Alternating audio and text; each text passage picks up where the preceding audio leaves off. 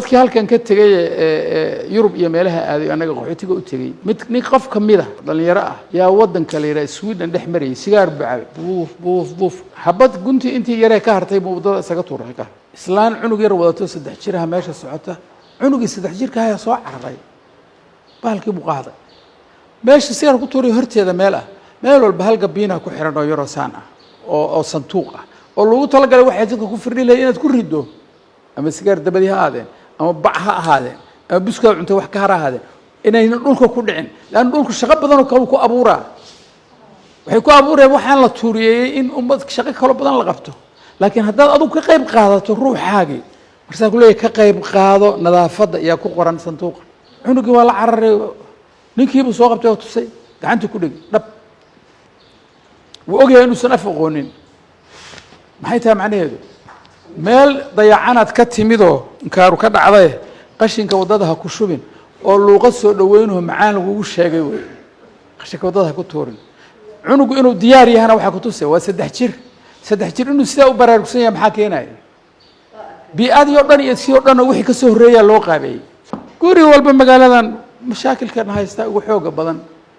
dadka da'daayo 80 jirka 60 jirka ah guriga inuu ari u joogo ma ka yeelimeen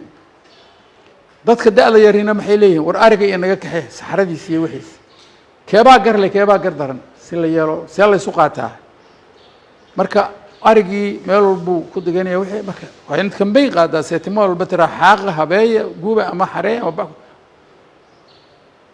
على أي حال ذلك قفل باو جركرة وحقشين كهرتي سيالة سير الواقع بايلها وحواي مركب ما همدو ميجا ضد بدن ركسو قليا يشري هذا ومقال هذا على يسقوها إياه قف ميجا سيأونو على مركب هراء وأونو على لبك كيلومتر بيتبكن كلا وشرا وحير هذا المركب دقيان ماشي حلو يقوم برسنيان هيسو دوان هبل ويقفوه أودا يقفوه مركب ayaga intoodii la isla joogay in kala isdheehan maaya caafimaadka marka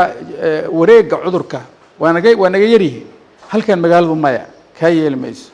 magaaladu waxa way jeermigu ama waa qashin ku noole ama waa qof ku noole